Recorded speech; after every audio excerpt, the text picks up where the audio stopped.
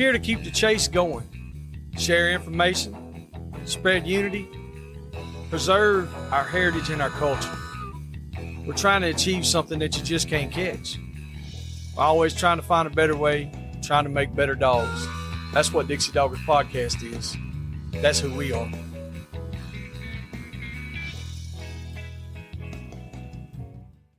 This episode is brought to you by Rankin Ranch 38 Cattle Company. Marc Rankin specializes in Brahma and Brahma Cross cattle in Oglethorpe County, Georgia. You can contact him at 407-832-2077. 407-832-2077. This episode is also brought to you by Phil Wilson of UC Hunting Properties. If you're buying or selling land, farms, or hunting property, these folks know land. You can contact him at 678-791-3483, 678-791-3483, or visit his website down below in the description. All right, everybody. Hello, one more time with you. You got Mr. Joey here, and got Mr. Nate over there, and we got these guys. I don't know if y'all have ever heard of them, but they've been around the circuit a time or two. And they've been known to do some pretty weird stuff under trucks and in the back of trucks. That's about right. I've seen one guy cook. Top of the truck. Yeah, I've seen a guy sleep under the truck and the other guy cook a bologna sandwich for breakfast. It's a thing of beauty, guys. It's a thing of beauty. We got our buddies, the Boars N Broads, on here. We're going to do a little 2024 recap right here, starting off 2025, and kind of get into some of the things that have happened over the year, and most importantly, the Tulsa Stander Hunt is coming up. So how y'all guys doing? Let's get right into it. Tell us all about it. We're doing good, brother. We're doing good. Doing good. Sounds like somebody's you over ready? there. Are you asleep? The car? Yeah. No, I'm here. I'm here. Making sure you're still alive over there. Yeah, no. I was just going to let Ryan talk first. What? I'm the one talking first. Okay. That's not going to last long. Ryan, get it out. All right. So we're going to talk about Tulsa Stander Hunt. Yeah. So a couple years ago, I mean, for many people to know, but a couple years ago, our good buddy Josh Stander lost his daughter Tulsa in a drowning accident. It's very unfortunate. And Josh is a really good buddy of ours. He lives up in East Tennessee now, and we decided to host a hunt in honor of Tulsa's name, and to honor her, and just also be able to get everybody together in one spot.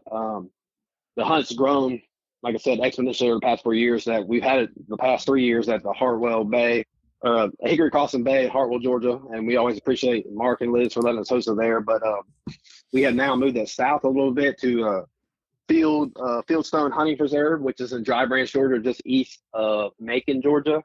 And we're very thankful with the Haddocks for allowing us to use their great facility. It's a beautiful place, man. It's going to be an awesome venue. And I think being able to move the hunt 2 hours south is going to get even more teams and make this event way bigger than it's been in the past. Get like last year, Florida guys, huh? Yeah. So So last year probably had about 120 folks at the event. This year we're hoping to double that. We'll be able to get Florida guys. We already talked to there's some teams from Alabama are coming. South Carolina boys will be there again. Obviously the Georgia folks will be there. We have some Tennessee people driving down, but it's kind of like a great general spot in the state of Georgia that it can reach everybody. Everybody about has the same drive. From the farthest away, and we heard some heavy hitters are coming. I don't want to release any names, but I've heard some heavy hitters are coming. Some people that are addicted to getting belt buckles. So there's one guy that he takes photos in the nude of just belt buckles with himself. Yeah, and I think I know that guy there, and I bet you he's coming. Yeah, so we're it ain't me because I ain't got no belt buckles to take pictures in. I understand. I promise you. But I'll be there. Car's got a belt buckle size of a bottle cap.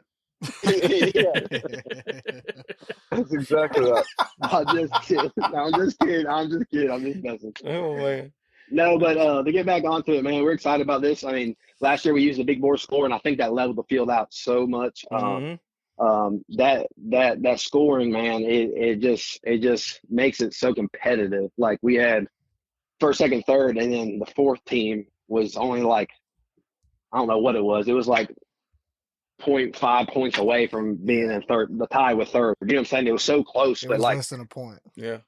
that's what makes the score all about. Like, I mean, that scoring system is great. I'm so glad we were able to adopt that and be able to combine Dixie Doggers and Boars and Broads and be able to do that. Mm-hmm. The date is February 19th through the 22nd, with the weigh-in being on the 22nd. It's 100% payback. We're not taking any money. We'll probably lose money hosting this thing, but that's fine because we just like joining people together and getting everybody there and having a good time, celebrate Tulsa's life, and just have a good old get together. Mm-hmm. First through third will receive money, buckles, and other prizes. We've had so many sponsors this year, and I'm so thankful.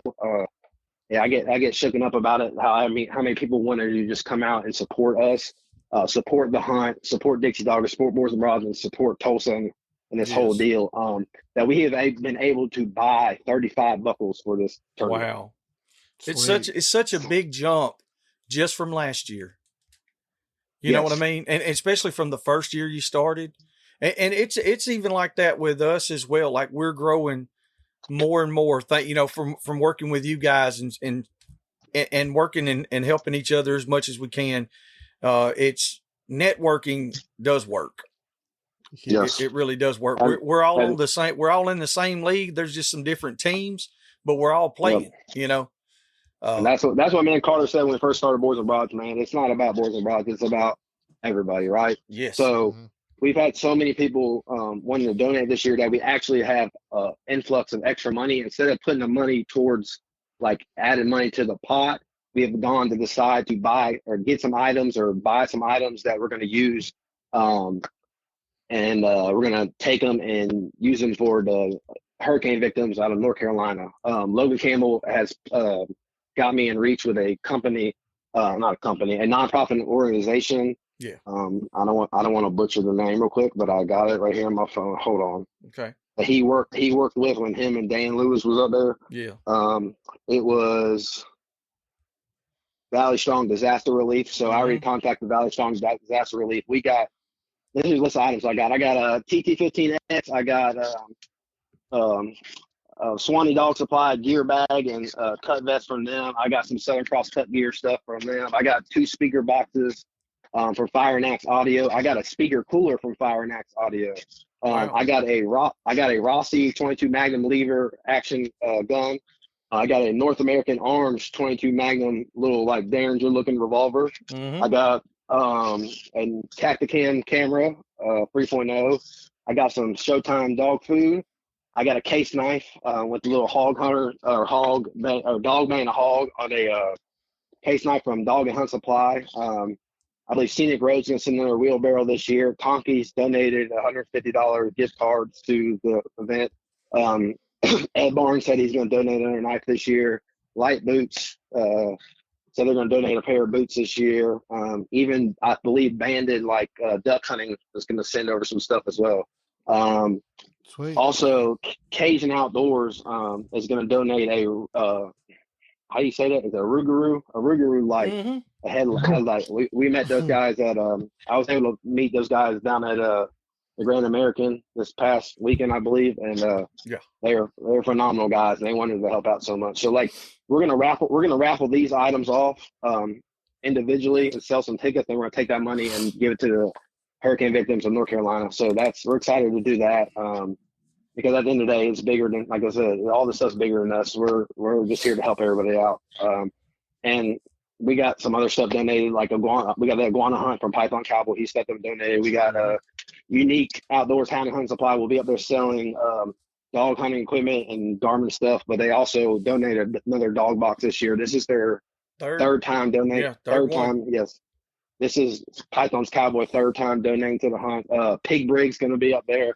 They're going to donate a trap, one of their XT traps. So that's about $3,500 trap right there. Animal Housing Solutions with Spud and his wife are going to be up there. They're going to bring a kennel. They're donating a kennel up there. And then we got Fortner Taxidermy, which me and Carter got to go pick up that bar hog. next week or so that we got a couple years ago, but he's going to donate another shoulder mount. So like we got so much stuff donated this year, and we're so thankful, man. We're so thankful. We're going to have so much money up there, and gifts and prizes and food and fellowship. Awesome. It's going to be a great time. To me, it just blows my mind seeing this. It's because, I mean, like we've done certain, we've done stuff, and sometimes it's hard to get to people to get on board, with the economy the way it's been the past 3 or 4 years. It's been really tough, and and I think, with the election going the way a lot of people wanted it to go, there's a lot of people that are smiling a little more. That's right. And before we get into this, let me give running down a shout out who donated this thing already that I got money from. Lay it out. They've helped out. Conkey's Pig Rig, Hickory Crossing Wild Boars Field Trials, Dog and Hunt Supply, Carson Robertson, the singer, the country singer that sings the song. Yep. We got GON's going to come to the event and set up. They the sponsor. We got Outer Agenda sponsor Tap the Cam. We got Smiling Sands Face Paint. He's going to be up there. Spud, we already talked about him. Unique Outdoors, Python Cowboy, Corner Taxidermy. We got Cane Creek Kennels. They decided to step up with Jeremy Garner. Southern Cross Cut Gear with Dave Williams. Jason Hickman with Highline Aerial Solutions at Kennels. We got the Kimmer Association. They stepped up and donated some money this year. That was our first donation, and thank you, Dixie Doggers, for setting that up. We're blessed to have them. We got Be Outdoors. No, they set that up, bro. Look, Kimmer, I had to back up on that one, right? Those guys seen how we all work together and literally came out there and talked to me and Jeremy Gardner and Nate and who else was there? Somebody else was there. Miles. Mm-hmm. We were all standing there, and they were like, "Hey, we want to get in on this." And I was like, "What are you talking about?" And they're like, "Way you guys help each other and work, we want to do that." I said, "Well, it ain't hard. All you got to do is do it." Oh yeah, that's right. And there you go. That's right. We got Mud Creek. They're having their bay up here on February 8th and 9th. They donated to the hunt. Brent Johnson with Baden Chevy down in Brunswick, Georgia. They stepped up and donated $1,000 to the hunt. Hog maulers. Northern Brevard Wildlife. Ralph Holmes. Northern Brevard Wildlife Solutions out of near Mims, Florida. They donated. Not Normal Ventures. Justin Becker. He donated. 4L Kennels with Pat Lewing. Uncle Pat, everybody's favorite uncle. He donated. Lighthounds with Ricky Loftus. He donated. Camp Story. Wayne Story lives down the road. They donated. Rainy Day Kennels and Boys Out in Texas. They donated. Sean Kirby with Bustin' Bush Bird Dogs. I believe that's what it is. They donated. Fur Dog. Goose, Randy Durrell, he donated. Cedar Ridge Kennels, they donated stuff. Dogman Outdoors donated. Grubs American Bulldogs donated. Southern Hound Hunting Magazine donated. I think they're coming to the event. Maddie Linder with her photography out in Carter. What's your thing called? ML Photography. Yeah, ML Photography.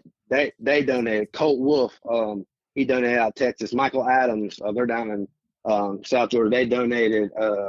Donnie Yates donated. Florida Legacy. Donnie Yates, that's AY Transport. They donated. Florida Legacy, they donated. T-Haw's Hunt Club, they donated. Lena Pate donated. South Texas Shootout, they donated. Cat Daddy Stay Paint donated.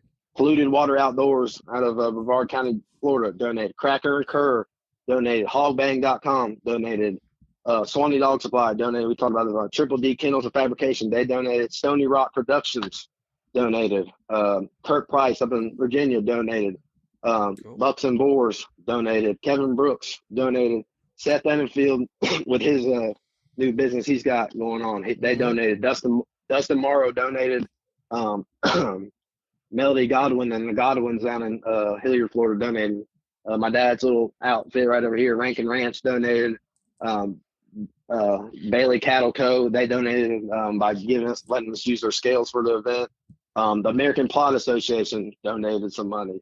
Reese Heating and Air out of Warner Robins, Georgia donated some money. Abbeville Wild Hog Festival also stepped up and donated some money. And Courageous Outdoor Kids, which is a nonprofit organization that does hunts for special needs kids and kids with illnesses and stuff like that, they donated. So like we have an influx of donated of donors to this event. And like I said, I just want to go through and take our time because I let everybody know who donated. Because if you can shop with any of those people or buy anything from those people or do business with those people, those are the people that you want to do business with because they're helping us, and you got to support people that support you. We'll be back after a quick break. And now, thanks to the sponsors and friends of Dixie Doggers. Animal Housing Solutions. Boars N Broads. Crockett Taxidermy. Hardcore Hog Dogs. Southern Cross Cut Gear. Ada Y Transport. 4L Kennels. The American Doghorn Museum. Unique Hounding Hunting Supply. Hogbaying.com. Tuskers Magazine. Mud Creek Hog Dog Trials. That's it. And I mean, it, like I said, it's, I'm so happy to see, like I said, especially the way it's been over the past few years. It's been, like I said, the economy's been tough, and you got so many people that are out there now. They're stepping up more and more. They want to be a part of it. It's not just about the economy part. I'm not just hacking on that, but what I'm saying is, it's like you can see where all this unity is coming together. It's unified. Like Donnie, I've been knowing Donnie for a long. Donnie Yates, been knowing him for a long time. He started out like he gave us. That's probably the first guy that ever sponsored us, wouldn't it, Nate, in anything? Yeah. Like Tacticam, he was like, "Hey, you guys want to try this?" It started out with headlights. You know what I'm saying? Yeah. And you get guys like that. And Donnie started. He had a little bitty business. It grows, and he's appreciative of it. And like you said, he takes care of who takes care of you and supports who supports you. All those people that you listed, they are. I mean, they're all working class folks. They're all regular folks that do the same thing that we all do, and they're going above and beyond and doing stuff. You know, it's not that complicated. You don't have to donate $1,000 or $2,000 to these things. You can donate $20. That's right. You can do whatever, you know, and hey, and it's all appreciated. You know, from us, we appreciate everybody that has stepped up and done this to help to make this this is going to be the biggest show. Like, this is going to be the biggest one yet. It's just going to get bigger. Next year will be even bigger. So all I can say is y'all tighten your boots up, because it's fitting to get it. we trying to make it as big as possible, man. Just like I said, just to be able to honor our name and honor the Stander family, but also get everybody together, man. I think that's so crucial right now these days and times. There's so much division in the world, and be able to show. And I'm really thankful for this GON, the Georgia Outdoor News. Yes. They said they're going to come and set up. For them being there, man, that means a lot, because they're going to see the hog hunters get together, and they're going to see how much we care about each other and bring it together, which is going to help out. Because, go ahead. No. You were still talking. Go ahead. Yeah, it's going to help a lot. Yeah, it's going to help out in anything. One, for them, they'll be able to see that with their eyes. They'll be able to write some magazines, some articles about it. Also, they'll see that how hog hunters can shed a good light on them, but also this is going to be good fire for when I'm going to go to a couple of meetings this year and try to get it changed where instead of hog dogging in May, like 15th or 16th to the 31st or 30th, whatever it is, I'll try to get that changed to open up WMAs in like January or February this year. Yes, sir. That's on fire, and be able to get some of these people that are going to be at this event to show up to these meetings and speak their mind as well. So do it like a quota hunt like Florida does. That's to try to make it all better, man. I'm trying to be an advocate instead of even though people think I'm a dick. People think I'm a dickhead. Well, I'm just trying to. I mean, we still love you. I don't know. I don't think that. You got to get your point across sometimes. Now, we had the Alabama Outdoor News magazine for a long time here. I don't know if they're like it. Kind of one of the guys that wrote for them, he contacted us a few years ago, and we did some articles with him, and it really shed a light, because he was really trying to get people to understand about wild hogs, because there were so many people, they didn't know that you could, you can get them processed and eat them. He contacted us. He was like, "Hey, do you guys know how to prepare these things and cook them?" I was like, "Well, yeah." And so, we did a few articles, and let me tell you, it really, really helped. Then we noticed we were starting to get articles, not ourselves, but just in the magazine, about every other month, there would be something about hog hunting hog dogs, and WMAs, different rules and stuff. It was brought to the light, and and we need that in every state all the time. We need people to do that. And in order to be an advocate and to do those things, you're going to have to get on those bigger platforms where more people can, hear what's going on. That's right. So we're going to get you in a suit and tie when you go up there? I think we should at least get him in a tuxedo shirt. Bow tie. Yeah, we're going to be like, and the car's going to pop out behind me like Step Brothers. I'm walking in front of you, though. Let me go. I'm going to go in front. I'm going to be like your lawyer. Okay. I'll get that. I'll get a perm and act like that Marc Carousel on the Step Brothers. Yes, that's what I'm saying. You're the pop out behind them. Yeah, we're here to F stuff up. We're here to F stuff up. We probably can't say that, but yeah, we could. You could. I don't know if they'll like it, but we could. You could say it. I mean, we can. I've been known to say that before, but. So. All right. Yeah. Well, the Tulsa Stander Hunt, 19th through the 22nd. Yep, of February. And that's going to be the weigh-ins the 22nd. Yep. So y'all make y'all make sure to get signed up. Contact the Boars N Broads. Let them know that that you came high. Y'all come highly recommended from Joey, and that y'all get signed up. And if anybody needs like one or two really, really big boar hogs, I got a spot that it can be bought out for the weekend. I'm just saying, you know what I mean? Because I'm not going to be able to hunt in it. No soliciting's in the rules now. Yeah, no soliciting. Hey, that's for people who are in the hunt, right? They're soliciting to find one. I'm offering. That's not solicitation. All right. We might have to go back to our bylaws, bro. I was fixing to say, y'all gonna have to get back with this old boy. Read the fine print. I was fixing to say, this old rule breaker here, son. I can get around that. I'm not gonna go pat. I'll chase that rabbit. Well, speaking of rules, everybody's wondering about it, like all these money and prizes and stuff. We do have a polygraph examiner there. We've had one since the first hunt, and we pay for that. So and it's not cheap, guys. It's like almost $1,000. So they're expensive. But we got to do that because, like I said, the first time we ever had, people are already texting us when we put the flyer out. I already heard it's rigged. I already heard this is going to happen. This is going to happen. So we said, okay, we're going to have a lie detector there. That's right. It's not the least rigged tournament you can hunt in the United States. Yeah, it probably is. So we get zero money. Like I said, we don't make a dollar. What are you losing money? Yeah, what are you going to get out of it if it was like you don't get nothing? I mean, what are you getting? I tell you what you can get. If you get caught lying, you're going to get a lap dance by Rodney Bell. Yeah, you know what I get if it's rigged? I get to throw a loop around 60 hogs and drag them off a trailer and then sit there and tie. That's what. Did y'all notice? It will be.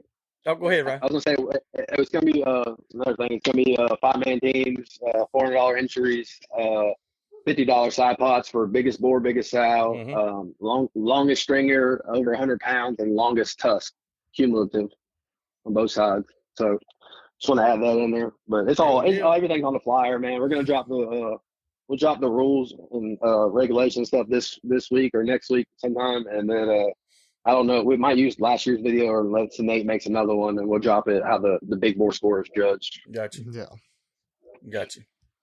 That's all I wanted to say about that. That's cool. And like I said, I think that kind of sums it up. Overall, if people have any more and they need to get any more in depth than that, then they're gonna have to look at it and read it so they can understand a little better, I guess, or contact you or Carter and figure it out. Yeah. So other than the Tulsa Stander Hunt and all the great things that's happened with that, what else is new right now? I'm so sorry, I'm not going to cut you off. I do want to give a shout out to a great man out of Christmas, Florida. It was my buddy Austin Nettles' grandpa. He's the one that got me in hog hunting and stuff like that. He passed away. I believe the 16th of December. He was born 1953. Passed away 2024. He's an OG outlaw of Christmas. All of East Orlando area. He was known for hog hunting barefoot so the game warden couldn't track him with his boots. Yeah. He was yes. He was an outlaw. He was airboating, hog dogging, gator wrestling, bush beer, like the gold top cans, drinking, just tough son of a gun, man. So not many like him anymore, and he went everywhere in his Canadian tuxedo. That denim on denim. That's what Papa Carl always wore. I just want to give a shout out to that. Yes, sir. That great man right there. But before we get into it, but other than that, go ahead. I'm sorry. No, ain't no be sorry about that, man. That's what a lot of people, so many people forget that, Ryan. They forget who showed them and who taught them, or who gave them the motivation. That gets left in the dust a lot of times. People get caught up in themselves too much, and they forget the little guys. Even though those were the biggest guys. Sure. And so, yeah, shout out to them for sure, because they don't make them like that. Yeah. Very, very, very few people will ever get to experience hunting with somebody like that. Yeah. There's not a lot of people that ever get to experience that. So that's pretty cool in itself. So you got any good stories of hunting with him that you can tell right quick? I've only hunted with him a handful of times. I really hunted with his grandson a lot more because he was still older. Yeah. Yeah, we're actually going back down there. I think the 24th, 25th. He's having a celebration of life. So me and the family and my dad and there, but we're going to drive down 7-8 hours back down to East Orlando. I'll meet you somewhere. I'll meet you somewhere. We're going to send you something too. Oh, okay, that would be great. That's where I'm going. Remember, I was talking to you about that. Yeah, that's where. I figured that's what you were doing. We'll send you a pair of pups to go put something good down there. That I don't know if it'd be any better or not, but they ought to be some sure enough. You can wave your hand in front of them, and they're gonna fire up and bay like 12. I'm telling you, hey, 12 counterfeit because he can't bay. Hey, you got to go into this weekend, Carter. What happened this past weekend? Yeah, what happened with that counterfeit ass hog dog of yours? Golly, Joker. Man, that Joker bait his rear end off. So this is the first time I ever got to go to a January show, and we didn't know if we was hot, cold, sweating, or freezing. I mean, you'd be nice during the day, and then all of a sudden it'd get real cold there at the evening. But no, that Joker, he bait his tail off this weekend, man. He made the bay off twice. He made it with Blue Man, and which is Randy Durrell's dog, and then I paired him up with old Rowdy again, and so the first bay off was 5 minutes, and he baited 9-9 with Blue Man. He got stiff-legged, and he looked like he was about to jump over Blue Man, but instead of jumping over him, he looked at him. So he got hit on that, and then we had to turn around 2 bays later and bay another 5 minutes, and him and Rowdy ended up baying a 10. But if you here's the thing: if you take a dog named Goose out, 12 is 2. He's in 2 out of the top 5 spots. So that ain't too bad. You know what I mean? It ain't too bad. And him and Rowdy just in that 7-minute round, they just ran out of gas. I mean, 12 had to expend a lot of energy in that 5-minute round, getting the hog stopped and whatnot. Because Rowdy, he's older and he ain't necessarily rough. He'll sit there and hang now.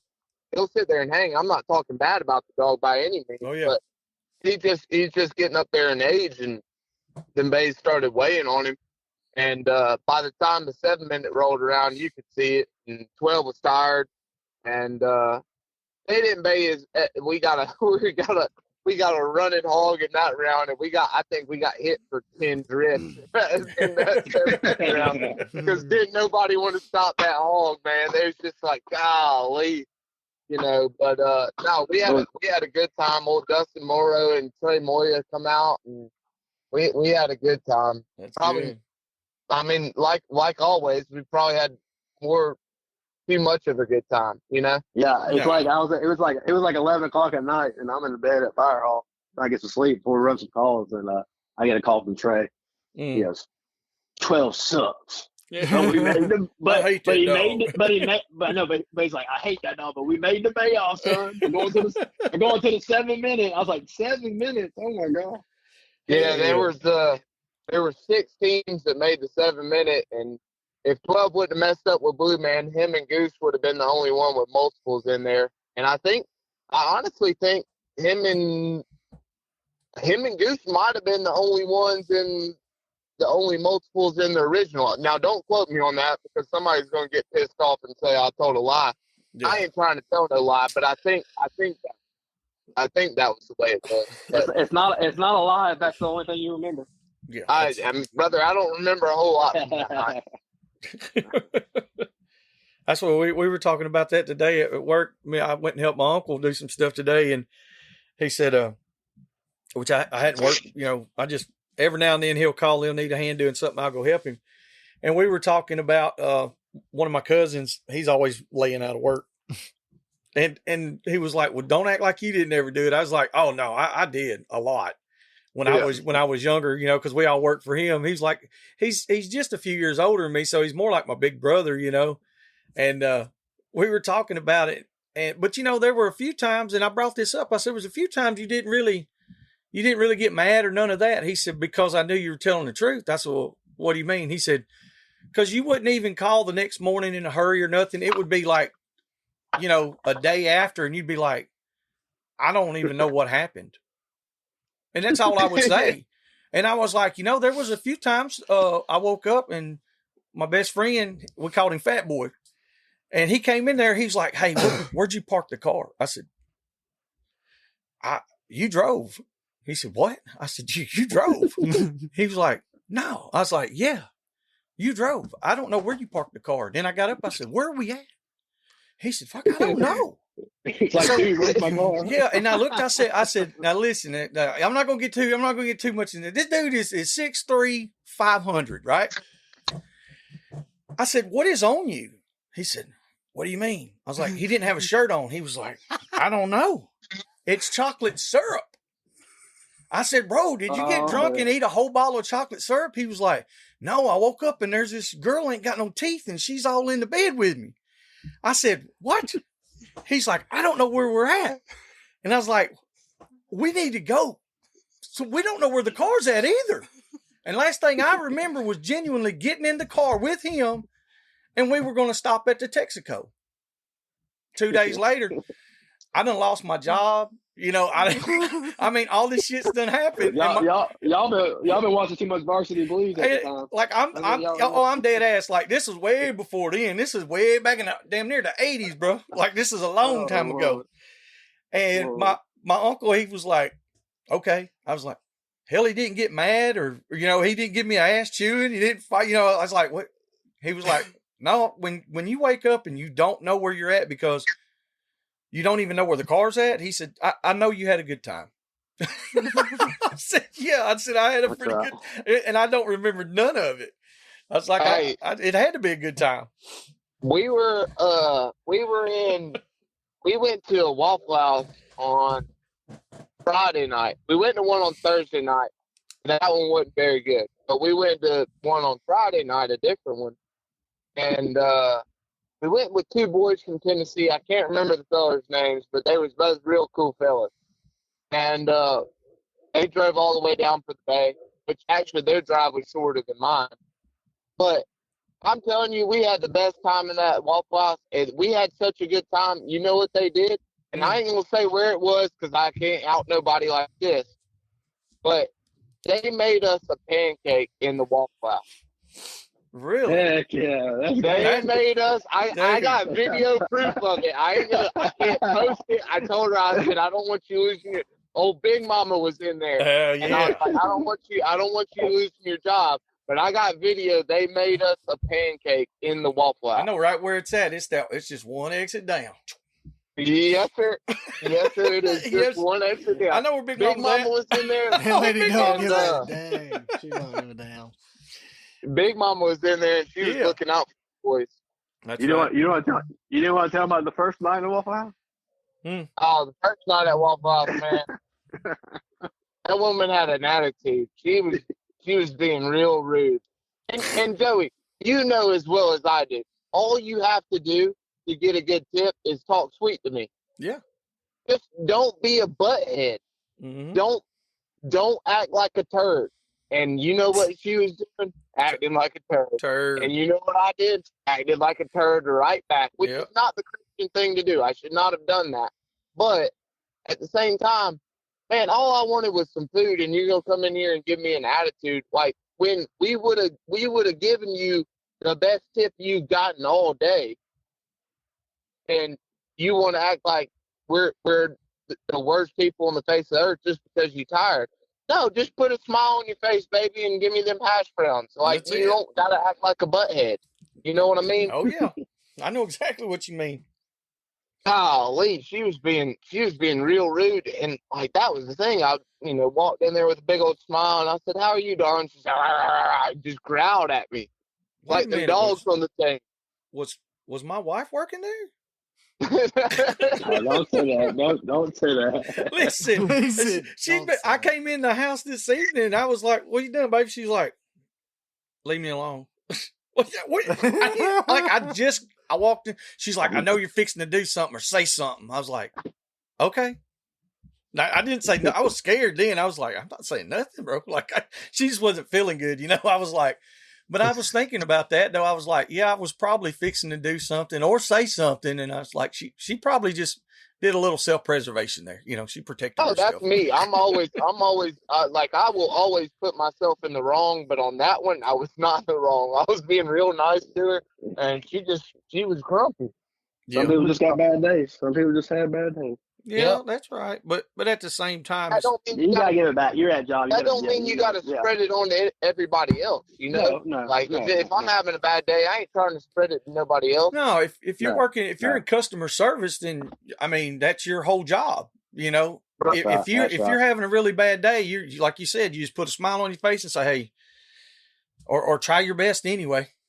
Yeah, I just got to get through it. And I ain't trying to talk bad about the woman. She probably had more stuff going on in her life than I know of. But that gum, she was being a butthead, and I don't like that. I don't blame you. I don't like them buttheads either. No. But hey, y'all fired up for this bay in February? Yes. Woo! Yes, sir. Yes, sir. Yes, sir. I am definitely. And that's the thing, because see, I'm getting kind of shafted on this. I feel like I'm gonna cry a little bit. Let me whine and cry. This is the elderly crying. I can't bay in this one either. So because all your dogs is purred out. No, because I'm on the board. Because I'm involved in it.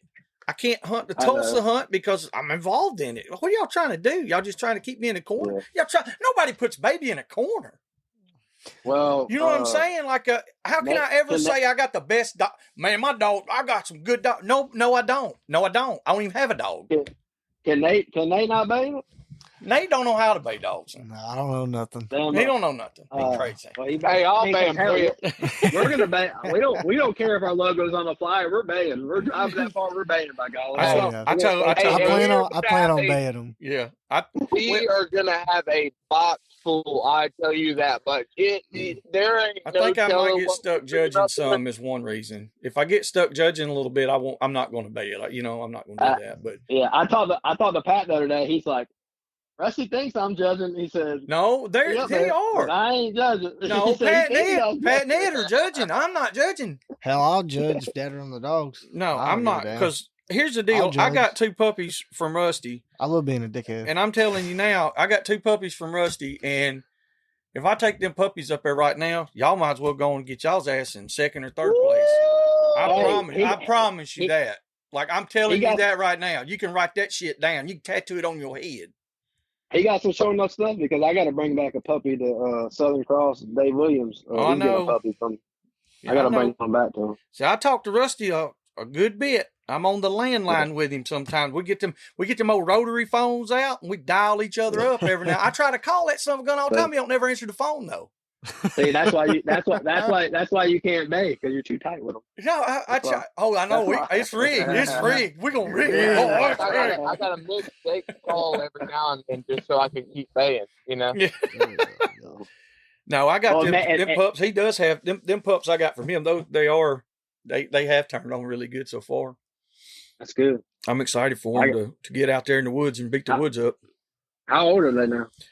7 months, 8 months, maybe. Yeah. I got a 7-month-old from the Rainy Day Kennels out of Texas. I'll take Josh and them, Trey and them, and then I got about 6-7-month-old from Cody Godwin, that curb plot puppy. Sweet. And I let him work the other day. I'll send you guys some videos. I let him work the other day at Hall. I'll put it this They're doing way. pretty good. Ryan, what was it, 2 months ago, Nate? We was up there at Rod's. Mm-hmm. We was up there and had a little pig we was working, and they were, I think, 6 months old then. Something like that, 5.5, 6 months old, and they were starting the 8, 9-month-old pup for us. Tough was. Heck yeah. That little dude, he loves to bay. Like he's not super tight, you know what I mean? He's about 6 foot. He'll stay about 6 foot back. We was talking about that today, and we got a little group chat with all the boys. We call it the Hog's Worst Nightmare. It's like all these boys we get dogs from, and we was talking about that today. What age y'all start training, or it's not training? What age do you start taking your dogs to the woods? Us? Yeah. It depends. The dog lets me know is way I. That's what I was saying too. Cause I got that male cur dog from Cody, and like he'll bay hard, and then he'll like puppy around a little bit, and then that one I got from Blasky, man, it's locked in like from you can just look in her eyes, and you can tell. You know what I'm saying? Yeah, they're different. That's right. Yeah, I'm probably gonna start taking her to the woods. And then you also got. She's No, go ahead. Go ahead. No, I'll just say, I always heard that females come on quicker than the males. So, you know what I'm saying? More mature wise. So, yeah. But it's hit and miss. Like, I understand some people take them like at a year old. Because we was taking chance and finding hogs at like 6 months old, 7 months old, like finding hogs in the woods. Yeah. Well, that, like, we got two. We got 2 off of Matt and Sally right now. And they're not a year old yet, are they? I don't think so. I don't think they're. I have to even look. But anyway, we've been hunting them for a couple months now, and nearly every time we drop, they're on hogs. And I mean, they're sticking and they're baying and they're running. I mean, the second time that they were around any hogs that we got a race going, it took us like 3.5 hours to get them back. You know. But now keep in mind, they're not striking a hog and finishing the race every time. It's a little different where we hunt, you know, in certain areas. I got some property back that I used to hunt, and it's a tough place to hunt. It's tough. And that's where we go now. Like here's the deal. You're going to go down there. You're probably going to, I'm going to say about 95% of the time, we're going to strike a hog right there. But you got to stop him. You got to stop him before he gets to the Warrior River. Because he's going to hit the river. Or Big Yellow Creek, which is also 400 yards across. It's a train wreck, but like elevation changes from, you know, at 200 or 300 feet up and down. Then you got all these draws and hollers, and then it's just a bluff, and then it's water. It's like running off a cliff into the ocean, and you got to stop them before they get there. But with these pups and young dogs, it works good. But Ryan, back like what you were saying a while ago, when to start them, when to start taking them to the woods. The way we normally do ours is we'll expose them, see what they like, see how fired up they are, and we try to do it with just 1 or 2 puppies at a time. And then say we do it at 3 to 4 months old, just little puppy stuff, and then at 5 or 6 months old, we'll see where they're at. Some of them are ready to go at 6 months old. Most of them are about 10 months to a year, and then we start hauling them. Even if they want to go, we'll put them in the box. We'll cast them. If they go 200 yards, we put them right back in the box and make them sit there. Just kind of keep doing that. And then, like I said, most of the time they'll kind of tell us which ones really want to go. But we've learned in the past that for ourselves personally, this does not mean this is the gospel. But for us, we cannot take more than 2 young dogs and get something accomplished. I'm a firm believer. I see them playing and effing around. No. Can't do it. And here's the thing. Even if you take 2, don't cut them out at the same time, because if you cut them out at the same time and they're used to each other and they're used to playing with each other, Yes. They ain't going with the older dogs. They're going to sit there and play around with each other. They ain't worried about what the older dogs are doing. That's right. But if you cut them out, you say you got 2 cast groups in the box, group of three, then, you split them dogs up and you make them do what they do. And if they come back to the box, you just throw them back in the box. Don't get mad at them. Just throw them in the box and let them sit there. That's right. And then when they pay a hog, you don't get none of that. Amen. Yeah. That's exactly right. We Josh Neff stopped by. Mason Hoy was here with us, and both of them have young dogs, and they're really green. And so we went to that spot I was talking about, and I have wound up having kind of like a little gold mine fall in my lap with my old dog Junior, Chaos's brother, my bait pen dog. I watched Junior this weekend, brother. Straight rig dog. I'm talking about this dude is rigging. He ain't figured out how to run the track. But he'll only go. He went 800. Well, he'll go 800 or 900 yards, 700-800 yards, whatever, and he'll turn around and come back because he's only ever been to a bait pen. Yeah, we've only carried him out twice, but both times we carried him out, if he starts barking, then M&M will start whining and barking. Mm-hmm. But Junior, he'll bark just a little bit before M. I said, I think he's actually rigging. Anyway, so we carried those other guys and their young dogs, and M's got the hog bayed over a mile deep from us. Well, Mason's young dog is gone. Mason said he's never went more than 300 or 400 yards. Well, he's done went 800. By the time we got to cover that 800 yards, he done went another half a mile. Then we had to chase him down again. But he was going the opposite direction. They got in a group of hogs is what it was. And so Mason, we get the dog, and he was like, well, at first he was like, we can leave him and just go to M&M. I was like, no. M&M's a loose bay dog. We're not worried about him getting hurt or putting himself in a bad spot, especially by himself. And he kept saying, well, I don't want to be the reason we lose a hog. I said, the hog has nothing to do with training the dogs. That's right. He was like, what do you mean? I said, catching the hog has nothing to do with what we're doing. We have to get the dog on the hog. I said, because if we go all the way around there and we have 2 finished dogs and we don't have any young dogs, then we did all this for nothing. That's right. It helps them have practice of sitting there and sitting down bay on one. He ain't supposed to leave the bay. So if he's bayed, he should stay until it breaks, and then he should try to stop it. Yeah, because he's still, I mean, he's just 2 years old, but he's getting where he's pretty solid though. Oh, yeah. But anyway, that's like I said, that's just the way dogs tell us what they want to do. Yeah. Sometimes just listen to puppies. I've been so surprised with, how we always said, man, like, we always talk shit and say, I don't know, but everybody talks shit and says, man, them bait pen dog can only do it in the pen. You can't take them to the woods and do it. I got a dog from Miss Bridget Smith with Braveheart Kennel Cora. Mm-hmm. That dog, I take it, the first time I ever cut her loose in the woods, she went 800 yards. She was a big girl, Carter's dog, but she still was step for step with her. She didn't know what she was doing, but she's never been in the woods. Yeah. She was gone. The other day, same thing with Swayze. I mean, this was a year ago. I cut her. I got cut Cora out now the other day. I was hunting with Dave Williams. She found 2 hogs that night. Cut her out again the other night. She found 1 hog by herself. Then I'm talking about I'm bridging over to Swayze, which is Randy Durrell's stuff out of Top Gun. Mm-hmm. Carter, has he not finally figured it out? That joker's hunting, bro. Dude, when I say he's hunting, Joey, he's hunting his ass off. Now. Here's the thing. What it was for me, it was like he will never be the dog that he's supposed to be if he's buying girl. Yeah. Yeah. He just won't. He won't be, because if he's allowed the opportunity to Me Too his entire life, he'll run step for step, but he'll be 2 steps behind.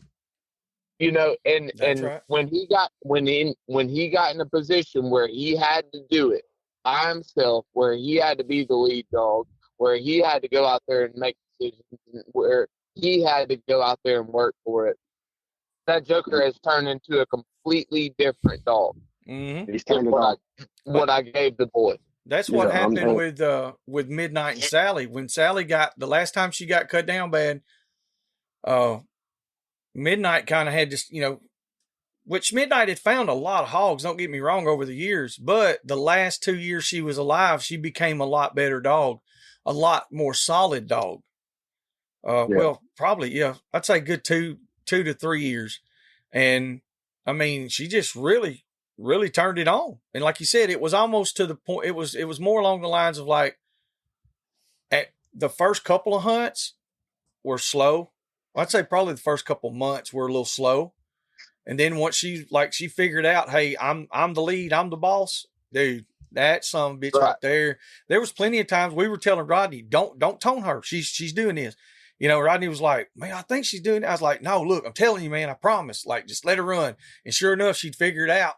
And all it was is, she had ran with Sally so long. Sally has these little quirks. And Midnight was doing the same thing.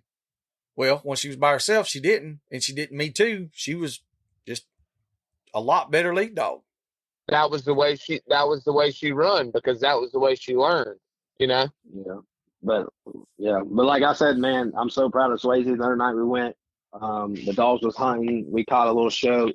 He broke off, went like 1.2 miles, and actually ended up in the same damn little watering hole that my Pete dog got infected. They was baying it like the son of a gun. He was over there bay by himself. The other dogs finally made it to him. And guess what dog went over there and caught it, got tired of baying it? It was the damn Cora dog from Braveheart Kennel. So, so going back to say this is like Swayze was there baying tight. Yes, I've got a catch dog coming now. Growing up, I got to have one. I needed a catch dog that night. Swayze did get cut in the shoulder, and for him, because me and Lawton was watching it, the boy that's got Swayze now was watching it. He got cut in the shoulder. You know what he did? He fell up and got right back up and went right back to bang. He never stopped. You know how some dogs in the woods, they'll get hit, they'll loop out, they'll come back to you, they'll whimper off in the woods, come back, and maybe bay. He got cut, flipped right back around. I don't know if it was the bay dog stalking him, and just stood right back up and was banging his tail off. So I'm kind of impressed with some of this bay pin stock. Well, and here's the thing: the heart they got, Yeah, they got that intensity, that drive on the bay part. It's It's a super intense bay, and like that's what we crossed Junior with one of those yellow dogs I got from Russell Holiday. And I got some brindle pups out of there that they already showing a lot, and they're just little puppies. Hey, the thing about Cora is her sister was just the title belt winner of the January Bay. Duncan. Yeah. That's her litter mate too, right? Yeah. That's a belly mate. That's a belly mate to Cora. Them two are they were out of the same exact litter. And that's the thing, man. That's the thing. It's like, and Bridget knew that dog might not make it in the bay pen, but she knew that dog could be something in the woods. And it's all about seeing the good qualities that the dog has and putting the dog in a position to succeed. It's just like Swayze. Swayze was never going to be the dog he could be if he could just Me Too girl. Mm-hmm. Never. He just wasn't going to be it. And so when I had to go to Guam, I was like, Lawton, I got a good dog. You can come get him for free. I was like, he will find you hogs, and like he'll stop the hogs, he'll bay the hogs, like he can do it all by himself. Just come get him for free. And man, when I come back in October and hunted with that dog, I was like, what dog is this? It was a completely different dog because he was in the position where he had to do the work. And that he just turned into a completely different dog because he was put in a position where either, hey, you're going to make it or you ain't going to make it, I think a lot of us get caught up in trying to have such a good pack of dogs that we want all of our dogs to be that superstar. And true enough, I know people that have a pack of dogs that's like that, but do you really know what you got if you keep all of them together? Like you said, if you don't ever give your number 3 dog a chance to be number 1, how do you know? Right. How do you know he's not better than number 1 dog? That's right. That's why I've always been a proponent of a true believer to see what you're feeding, and everybody says different terrains and whatever. Yes, but take that dog by itself. You can bring a catch dog with you. take that dog by itself to the woods and see if it can find hogs. Yes. That's where I believe you can make a dog. When people spend so much time in just one dog, yes, you need a pack. I get a pack of dogs. They feed off each other, hunt off each other, and stuff like that.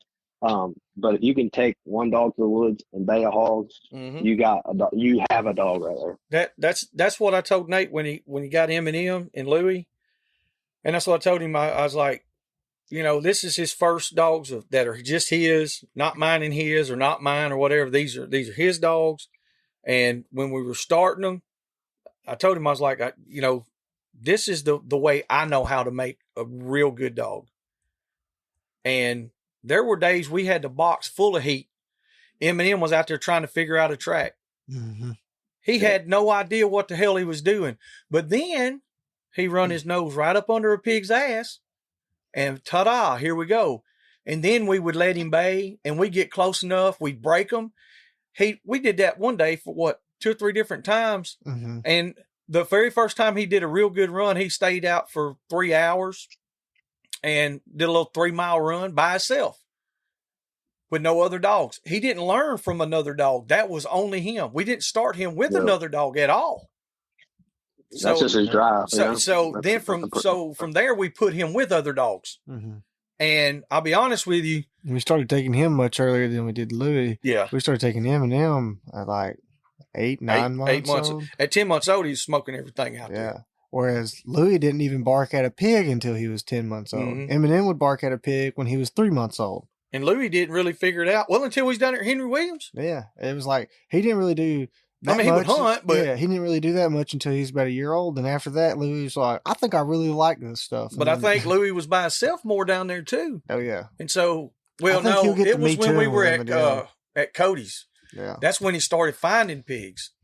Yeah. He stopped me tooing so much. But yeah, like you said, though, I definitely think that to hunt that dog by itself, whether you start it by itself or not, if you got a dog that's run with a pack for years, run it by itself and see what it's doing.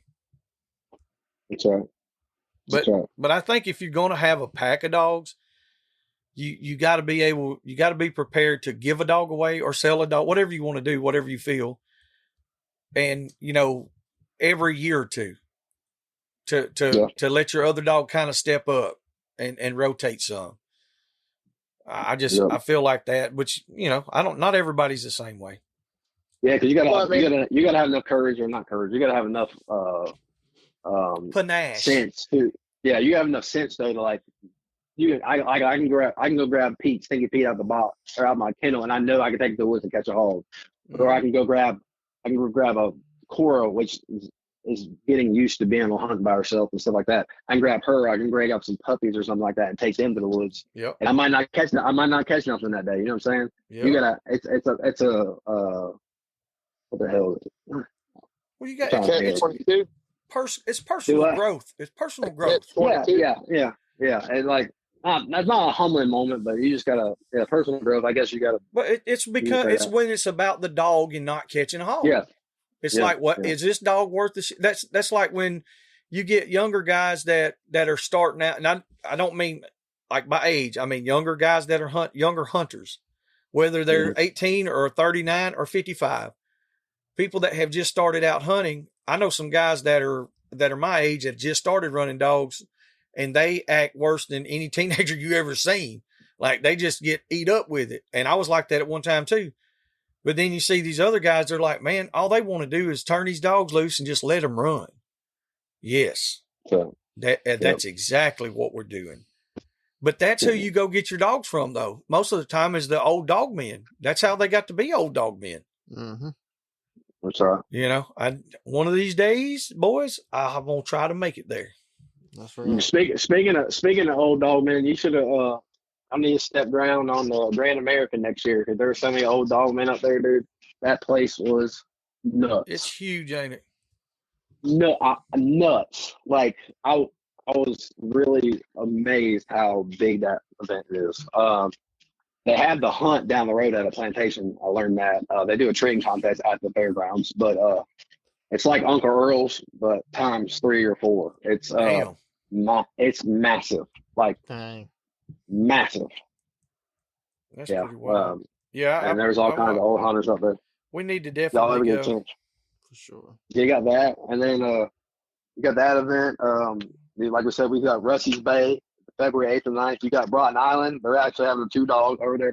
Valentine's Day weekend's coming up. They're having a 2-dog? They're having a 1-dog and a 2-dog. Yes, sir. Okay. Yes, sir. Broughton Island, Valentine's Day weekend. I think it's like 14 to 15 or 15 to 16, something like that. Yeah. And then you got Uncle Earl's kicking off in March. Abbeville just released their dates. It's in May. I think it's May 15th or 10th or something like that. May 10th. May 10th. Yes, they kicked that off. And then what else is in the Crystal Memorial weighing February 2nd. Yeah, I was going to say it's just a couple of weeks, yeah. Yeah, and then you got Plot Fest. Ain't that in May? Yes. Yeah, I think May 25th. Mark hadn't announced the dates yet, I don't think. But it'll be April or May. Yeah. Yeah, and then March. There's May 17th. Yeah, no, Plot Fest is May 17th. Then we'll have the Plot Bay. Yeah. Okmulgee released the Wild Hog Festival dates for May 10th. That's what he just said. He said, the 10th. I just May. So there's a bunch of stuff happening. There's a bunch of, if you're a dog man or a dog person, man, there's a bunch of events happening this year. Yes, sir. You keep an eye on, and they're starting off quick. Like I said, they're starting. You got Uncle Earl's, like you said. And then you're gonna have the hog hunt. Jake's putting on the hog hunt, the Uncle Earl's Classic. Yep. And I don't know. I seen where he said he didn't have the dates locked down just yet, or did he get them done? Yeah, I think he talked about it being the week before ours. Okay. Or not before ours, before Tulsa's hunt. I got you. That's what I thought it was. I don't know, he changed it, but yeah, like I said, if you're into dogs and stuff, there's a bunch of stuff going on. There's a bunch of bays going on. There's some smaller bays out in Texas going on all year long. Bunch of little hunts as well. I know Texas and Louisiana, but Randy Dingler, they usually have a hog hunt. Yeah, it's a pretty big hunt too. Yep. It's usually a pretty good size hunt. Tyler Gresham's is the 17th, I think, too. And then you got Texas. That'd be a good one for you. Then you got the Spielman one too, right? Mm-hmm. That one comes up. Like I said, man, there's a bunch of stuff going on. Yeah. Hardcore do they'll start their monthly big boar competition. And on that one there, guys that are y'all listening, guys and gals listening, it's every month. You just have to look it up. It's Hardcore Big Boar Monthly Competition. There's a buckle as a prize, really nice buckle and stuff. And you can enter. And I think it's just one place, one hog per month, as the winner. Y'all make sure to check that out. Hardcore Hog Dogs, Michael Spieler, he'll take care of you and get you set up. And if he's listening out there, I love you, man. And if you're smart and you're hunting in the Tulsa Stander hunt, you can double dip and do both. Exactly. Kill two birds with one stone. That's what I would do if I was people. Good dog in the bush is worth two in the saddle, boys. No matter where you're from. And then I know there's a couple other hog hunts in Georgia going on. There's that one that Marvin Stewart does. I forgot. The Fort Valley Processing down in Warner Robins. He does one. And then you got the infamous Boar Wars, which is like what's that? I want to talk so about that's. I don't know the past. Last year was the first time I think they opened it up to the public. They usually an invite only type deal. But it's a pretty good. A bunch of good guys that hunt the Tulsa Stander hunt usually hunt that as well. Henry Williams is in on that Boar Wars deal, ain't he? Yes, sir. He'd be the one to talk to if you were trying to get on Boar Wars. Yeah, that's a good fella right there, y'all. Well, Henry's. Yeah, that's when they caught one last year. It was Brock and I don't know Shad, and they caught a 460-pound boar hog. Yeah. Last year. See, if I wasn't outlawed and banned in hog hunting competitions, boys, I'd just wear them out. Yeah. They done got me shut down. Are y'all getting ready? I got to work tomorrow at Fire Hall, and everybody in Georgia is freaking out about the snow coming. Y'all got ready for the snow apocalypse? Yes. We got guys that just pulled in the driveway right now. Yeah, I believe I heard. They came down here from South Louisiana, where it's nice and warm right now, and they drove all the way up here. And the funny thing is, they came last summer and pulled up, and they were like, bro, it's hotter here than it is at my house. What the hell's going on? I was like, I don't know. And now today it's just, it's literally about 18 to 20 degrees with the wind blowing out there. That's right. It ain't snowing. It ain't snowing. It's gonna rain and then it's gonna freeze. And everybody's pissed off. They're gonna wreck their cars tomorrow. Everybody, I'm gonna be busy tomorrow at work, but they're gonna. But I think North Georgia and stuff will get some snow. The way it's looking. This guy that's the president of this lease that we got.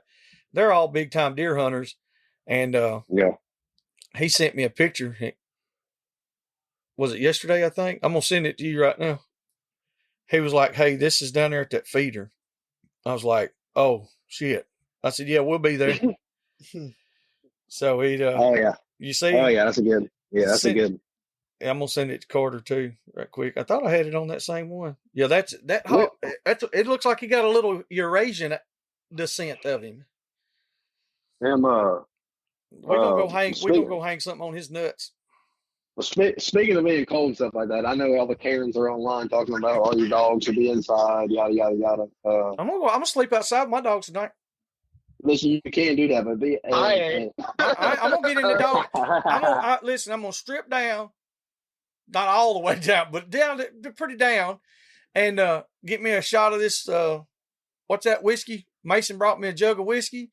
I'm gonna drink about 3 shots of that, and I'm gonna climb in the doghouse and see how warm it is. And we're gonna video. You're gonna need more than 3, brother. You're gonna need more than 3. I do want to say yes. All the like my wife's a veterinarian. We like to keep the dogs outside. She's all pro keeping dogs outside, et cetera, et cetera.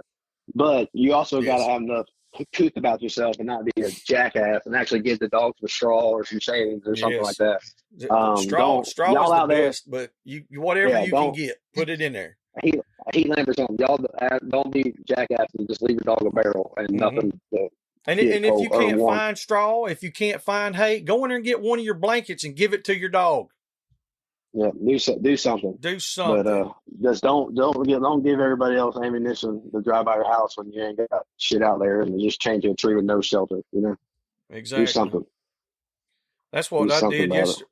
Was it last night or night before last? Mm-hmm. We went through there and freshened up straw and stuff. And most of ours, they all still had a good box full of straw. But I mean, it's like when it gets packed down, I think because I did the same thing. When it gets packed down, it doesn't carry the same. That's right. Fluff, and I don't know what the word is for it, but I did the same thing. I just threw some new straw on top of what they already got, and that way they got their little nest that they already got. You're insulated.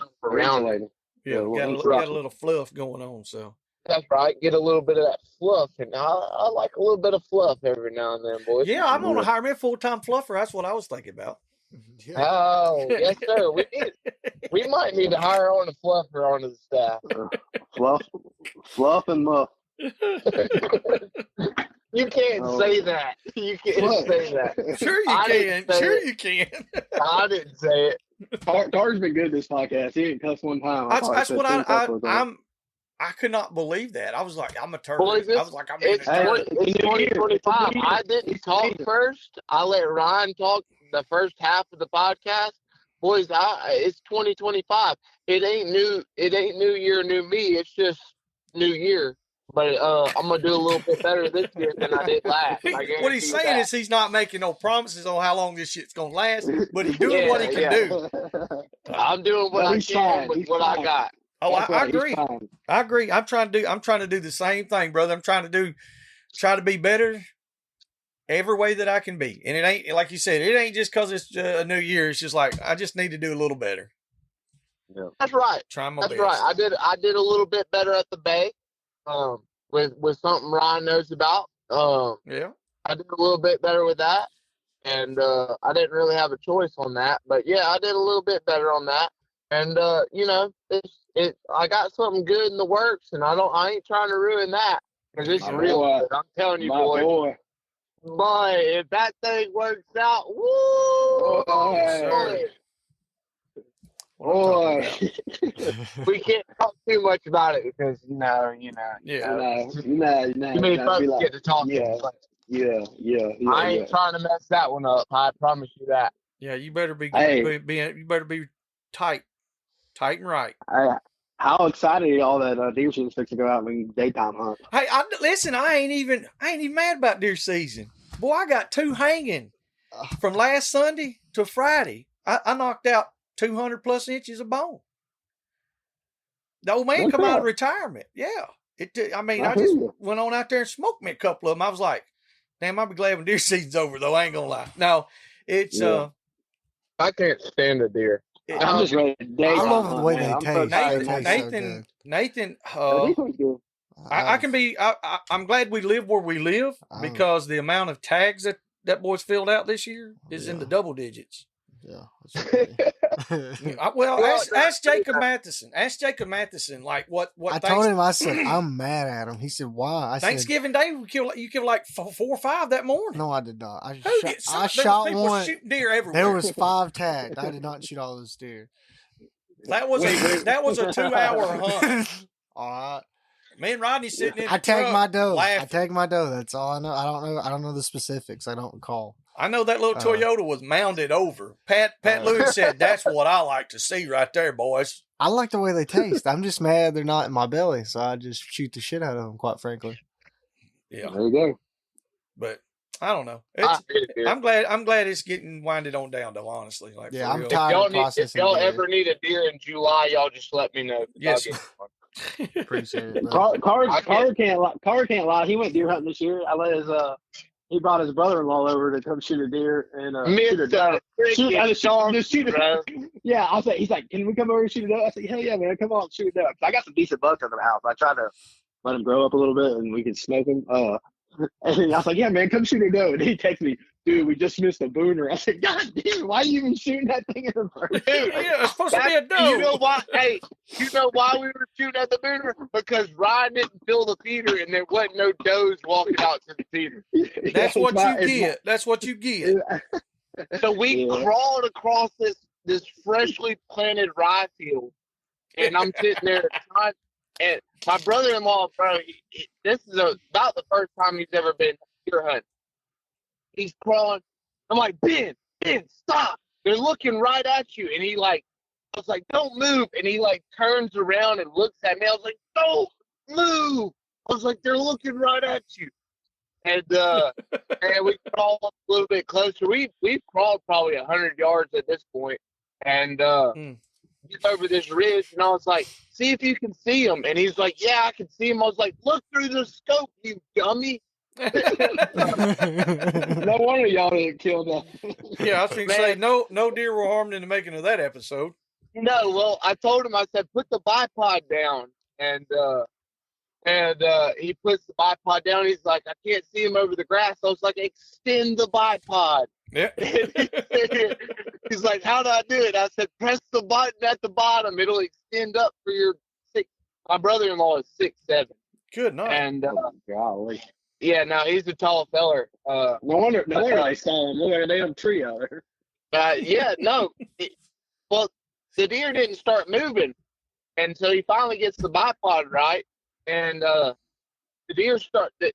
big buck starts turning and walking into the woods, and I was like, shoot him, Ben, shoot him, Ben, shoot him, and he doesn't shoot him. And I go, and the deer stops and they shoot him, Ben, and he just, ow! Shoot the damn deer. He didn't touch fur, not one bit. I went over there for about an hour and a half to look for blood. I could not find a speck of blood.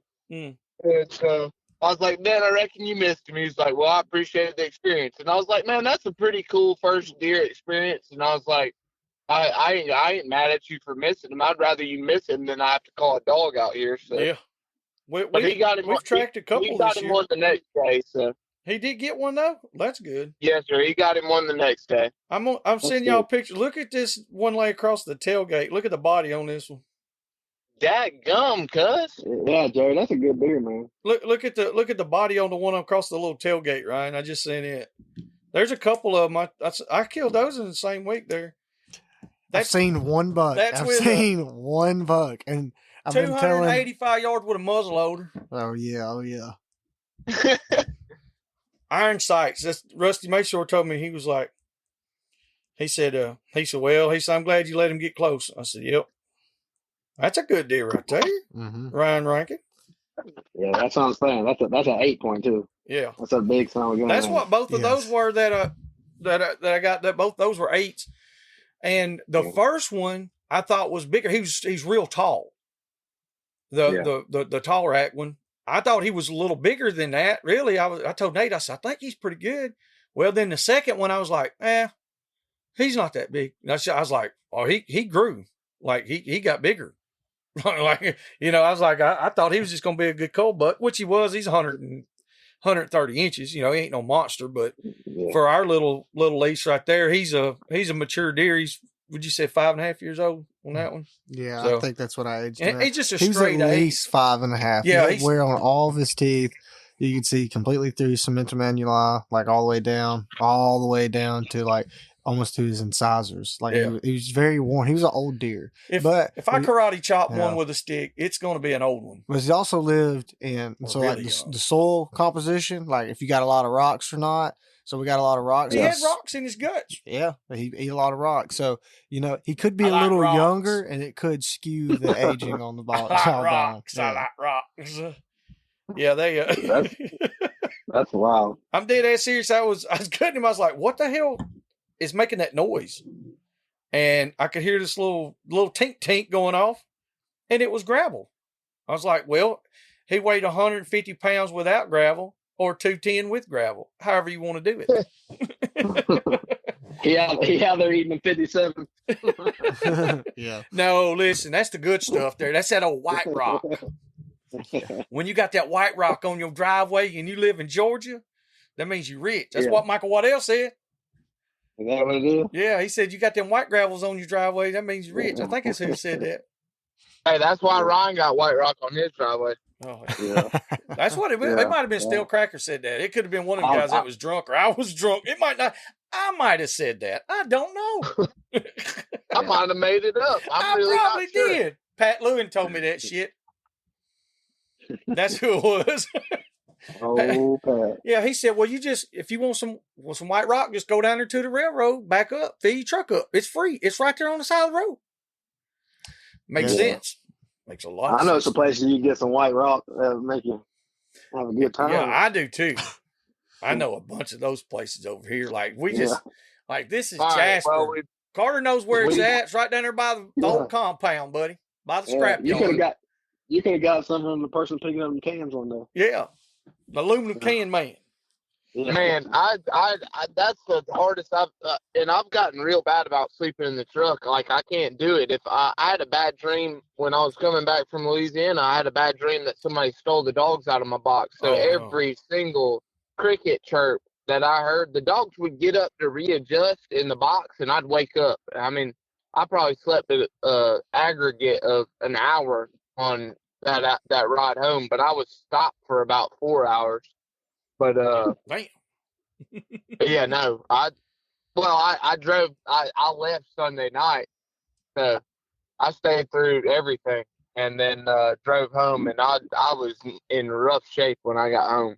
Joe, you know how good your dog's gonna be to have dreams about somebody stealing them out of the back of your dog. I have dreams that people, I'm hoping people steal my dogs. Yeah, no, it's not because they were sticking dogs in my box. I'm sticking them in my box. Yeah, that's what I'm like. I dream of people taking them. I'm like, please take this son of a bitch. He's driving me crazy. Yeah. No, no. It was a fur mama that stole my dogs out of my box. She was like, they're cold in my dream, you know. She was like, they're cold. And, but yeah, no. I get dogs stuffed in my box every time I go to a bay.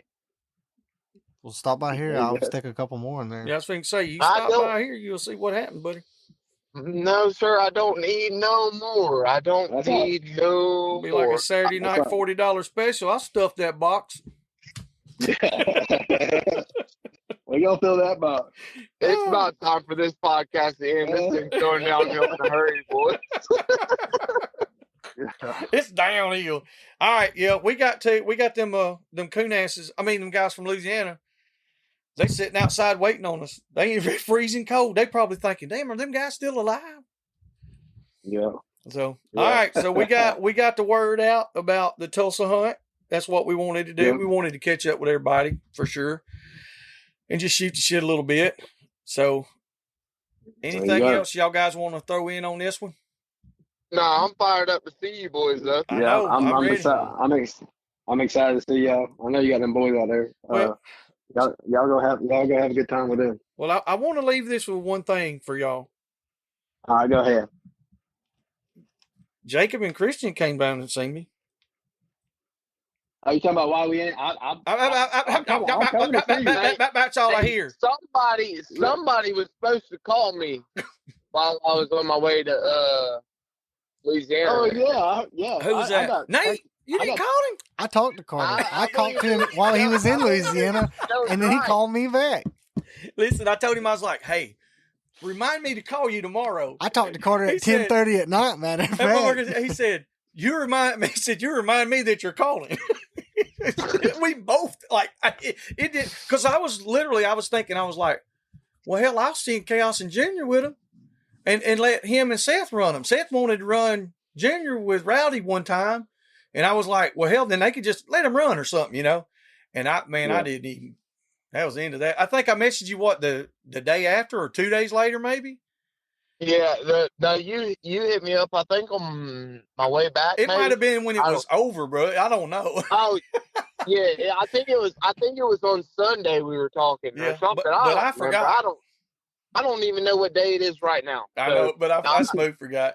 Now, I did want to say that, though, like, that was a good little trip, and I did want to, because y'all know the past history with the hunting and stuff with Jacob. It was it was a good hunt. The dogs did good. Jacob did a good job. It went good. That's good. So I got to throw that out there from my buddy Jacob, because I want him to know that the world ain't against him. We love him. That's good. I still want to whoop him, but. Poke him right in the eyeball. Yeah, we killed a lot of stuff. We had a good hunt. Yeah, we had a good time. Yeah. I talked to Jacob the other day. He said he's coming this way to hunt in Georgia in a couple of weeks. Like probably this weekend deer season goes out, so I guess it'll be next weekend. He's coming down to try to hunt somewhere. I might try to meet up with him and go or something like that. But I do want to go out and hunt in Alabama with y'all. Yeah, I was thinking to say the first free weekend we can get it all situated. Deer season goes out February the 10th, then we'll be wide open. And I mean, I know February is just going to be busy for everybody. So, whenever we can make it work, it ain't that far. And if we get a weekend where we're not doing nothing, we can ride out there and hang out with y'all either way. Come on. I got to get some hunting. I got to get some hunting in for that baby boy come in May. Boy. Mm. Yeah, boy. I got to get some hunting in. Yeah, you better. You've been doing too much hunting already. What it sound like? It looked like you found it. Somebody found it. I don't know. Somebody did. Might not be me. Somebody did. Yeah. All right, fellas. Well, that's a good one. We appreciate y'all. Thank you for everything that y'all do for the sport. We mean that. Thank y'all. We mean that. So until the next time, we'll holler back at y'all. Yes, sir. We'll see. I guess we'll see. Yeah, we appreciate it. I guess we'll see y'all at Rusty's, I guess. Probably so. If not before. I hope it's before, but we'll see it. If not, we'll see it at Rusty's. We'll meet at the Buc-ee's. That's it. All right. We'll see y'all. All right, buddy. We'll see y'all. Later. Did I get it, Bo? Okay, I got all of it.